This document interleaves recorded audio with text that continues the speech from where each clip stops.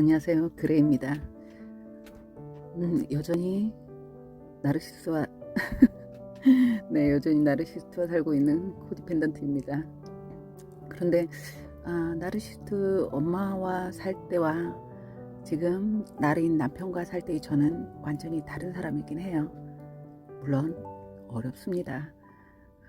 결코 나르시스트는 제정신으로 상대하기에 쉬운 사람은 아니에요. 그런데 제가 남편과 헤어지지 않고 살고 있는 이유는 솔직히 얘기해서 경제적 이유긴 해요. 아무것도 없이 시작했을 때 남편은 신용불량이었고요. 그 상태에서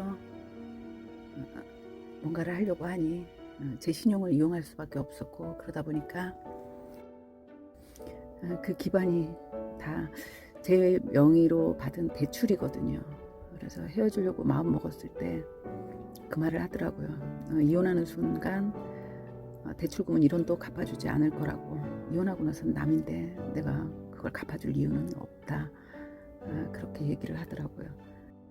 제가 지금 하고 있는 분야는 공부는 10여 년 해왔지만 제가 업으로 여기서 수익을 창출해 본 건 근래 한 1, 2년 정도인데, 중요한 건 경력도 중요하지만 경제적으로 사정이 이렇게 어렵다 보니 수익이 그다지 창출되고 있지는 않아요.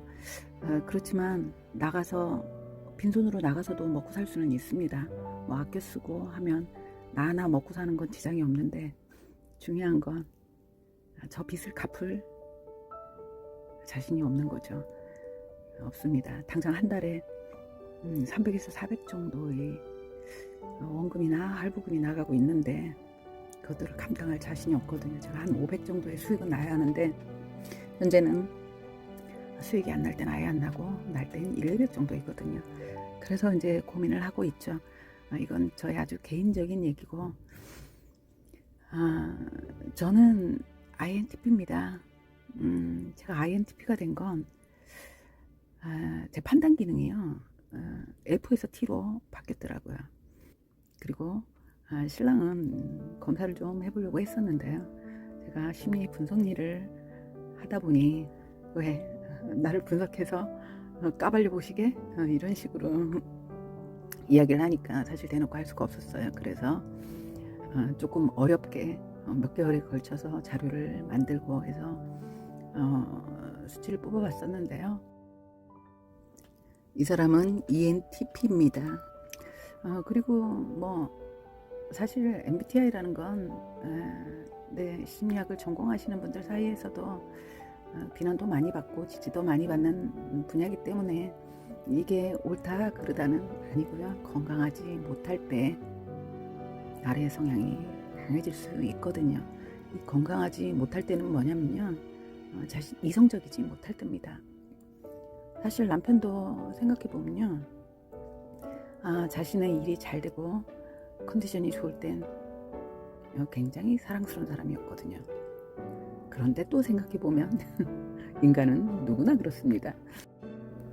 자신의 상황이 힘들고 어려울지라도 평형을 유지하려는, 그리고 상대를 배려하는 마음을 가지려는 노력, 그게 사랑이지 않을까요? 그렇다고 생각합니다.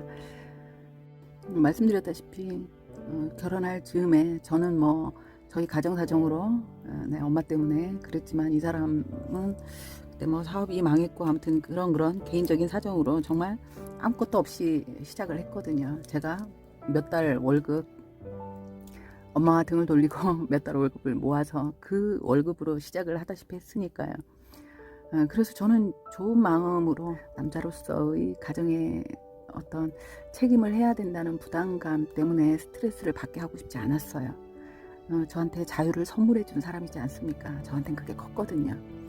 그래서 어느 정도 자신이 생길 때까지, 조금 마음적인 여유가 생길 때까지 집안의 생활비는 걱정하지 마라. 그렇지만 남자로서 자신의 역할을 하는 것도 중요하거든요. 그래서 한 달에 뭐 한 50만 원만 줘라. 그걸로 내가 어떻게든 생활을 해보겠다. 이런 식으로 기운을 북돋아 줬습니다. 그렇게 시작을 했는데요. 하고 나서 사업을 하겠다고 했고 뭐 재신용으로 대출을 받고 이제 이런 과정들이 있었죠. 제가 회사를 퇴직을 할 일이 생겼습니다. 뭐 회사 사정도 어려워졌고 그래서 회사를 퇴직을 하고 제가 평생 직장을 다녔기 때문에 실업급여로 한 1년 정도 한 달에 한 200 정도 나오니까 그걸로 저의 제가 부담해야 될 생활비는 충분히 된다고 생각을 했거든요. 그래서 그 1년 정도는 좀 쉬면서 평생 일했으니까 좀 쉬면서 제가 그동안 자격증도 따놓고 준비해 놓은 게 있으니까 이 분야로 일을 하기 위한 준비를 좀 하는 그런 기간으로 삼고 싶었습니다. 그래서 생활비 얘기가 나오게 됐죠. 그런데 딱 말하더라고요. 나는 너를 먹여 살리려고 결혼한 게 아니라는 얘기를 하더라고요. 황당하기도 했습니다. 사실 그 때까지 먹여 살리는 개념으로 치면 제가 먹여 살리고 사업까지 할 수 있는 온전하게 사회생활을 할 수 있도록 만들어준 거나 마찬가지인데 그러한 노고는 1도 없더라고요. 없고 현재 실업급여 한 200 받으면서 놀고 있는 그저 실업자. 그래서 제가 집에 있는 시간이 길어지다 보니 함께 있는 시간이 길어진 거죠. 그러다 보니 이 사람의 성향을 적나라하게 다 볼 수 있는 들여다보는 계기가 됐던 것 같아요. 좀 거슬려도 둘 다 50년이 넘도록 각자의 삶을 살다 그야말로 혼자의 삶이 몸에 익을 대로 익은 사람들이 만났으니 이건 당연한 거다. 그렇게 생각하고 이해를 하려고 했던 것 같습니다. 그런데 이제 함께 하는 시간이 길어지고 나니까요. 이제 슬슬 그 가스라이팅이라고 하죠.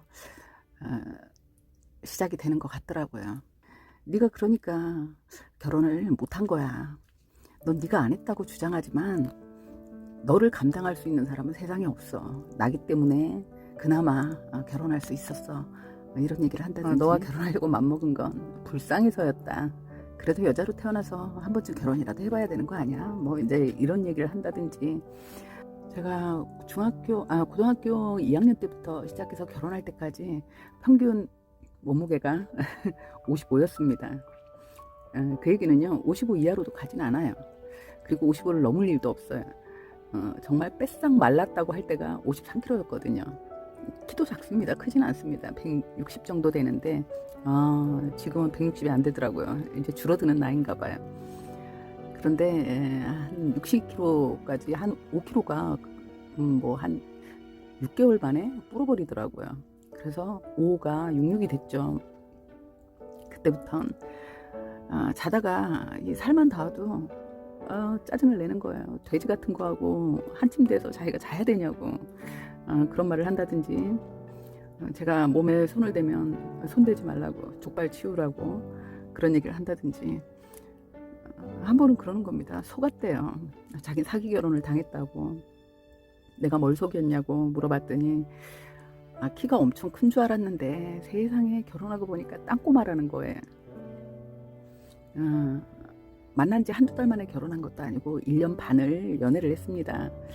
물론 매일 만난 건 아니고 거의 주말에만 만나다시피 하긴 했어요. 그렇긴 하지만 1년 반을 만나왔던 사람에게 어떻게 제가 키를 속이고 뭐 날씬한 줄 알았는데 엄청 글래머에 섹시한 줄 알았는데 알고 봤더니 나이 많은 늙은 여자였다는 등 그런 얘기를 하더라고요. 그러면서 이제 살까지 맘 놓고 찌고 있다고, 돼지 냄새가 나서 코를 두를 수가 없다는 등 인신공격이죠. 인신공격을 하더라고요. 그런 걸 보면서 이 사람 그냥 지금 내가 돈을 못 벌어서 화가 난 사람이 아니라 이 사람 원래 성향이 이런 게 아닐까? 그런데 한 번은 제가 작은 방에서 공부를 하다가 베란다가 안방 쪽에 있습니다. 그래서 베란다에 갈 일이 있어서 가는데 포르노를 틀어놓고 자기행위를 하고 있는 거예요. 그런데 보통의 남자라면 아내에게 그런 장면을 들켰다면 좀 미안해야 하지 않을까요? 그런데 너무 당당했습니다. 제가 그랬거든요. 좋아요? 하고 물어봤습니다. 그랬더니 한참 좋은데 네가 방해를 했잖아. 그러더라고요. 그래서 그렇게 하고 싶으면 문을 닫아놓고 해야 하지 않느냐. 내가 언제 들어올지 모르는데 한 집안에 있는데 그럴 수 있느냐고 했더니 네가 아내로서의 역할을 못하는 주제에 내가 자위라도 해서 해결하려고 하는데 그걸 네가 말하면 안 된다고. 넌 그런 말을 할 자격이 없다는 거예요. 그래서 내가 잠자리를 거부한 적이 있느냐고 했더니 거울을 봐라. 너하고 누가 잠자리를 하고 싶겠냐고. 네 주제를 좀 보라고. 그런 식으로 얘기를 하더라고요. 그래서 그 이후에 이 사람을 보면요, 이 사람은 주로 공격하는 게 그런 거예요. 그래서 사람들이 이제 다른 사람들과 대화를 할 때도 있을 때도 사람들에게 그러죠. 제가 이제 살이 찌고 있다고, 돼지라고 막 얘기를 합니다. 그러면 그 지인분들이 무슨 얘기냐, 살이 좀 붙으니까, 나이가 있는데 살이 좀 붙으니까 오히려 보기 좋고 영해 보여서 좋다라고 얘기를 하면요, 그렇게 얘기하지 말라고. 그 남의 부인이라고 그런 식으로 얘기하니까 여자들이 맘 놓고 퍼져가지고 굴러다니지 않느냐, 그러면서 얘기를 하는 거예요. 그런데 본인의 여동생이 엄청 뚱뚱하거든요. 그래서 제가 한번 그런 말을 했습니다. 아니, 그럼 아가씨는 그렇게 뚱뚱해도 남편한테 이렇게 사랑받고 그러고 있는데 그 남편은 정상적인 사고는 아닌 거겠네. 이제 그러고 얘기를 했어요. 그랬더니 정신 나간 놈이지. 걔는 생각 없이 사는 거야. 모르지 뒤에 가서는 바람 필 줄도. 그러고 아무렇지도 않게 그렇게 얘기를 하더라고요. 그 이후엔 계속 이제 그런 공격입니다. 그리고 이제 돈을 벌어라. 내가 할 말을 대놓고 하지만 난 뒤끝은 없어. 너는 왜 그러냐? 네가 답답하다고 넌 생각 안 해? 넌 진짜 이상하더라고. 이제 몰아붙입니다. 네가 그렇게 잘나서 사람들이 지적이고 똑똑하다고 얘기해 주니까 네가 엄청 똑똑한 것 같지? 아니야. 너는 네 분야에만 좀 아는지 몰라도 그걸 빼면 너는 완전 대가리 텅텅 빈 년이라고. 어느 순간부턴 또라이 소리를 입에 달고 있는 거예요. 또라이라고. 네 정신 상태를 분석해 볼 생각은 없느냐고. 그래서 내 정신 상태가 어떻게 문제가 있냐 한번 분석을 해줘라 라고 하면 그런 몸뚱이로 어떻게 가정생활을 할 생각을 하느냐. 네. 그런 얘기를 하더라고요. 그래서 저는 그런 사람과 지금 현재 살고 있는데 엄마에게 당할 때와의 차이는 뭐냐면요, 제가 훨씬 덜 힘들어요.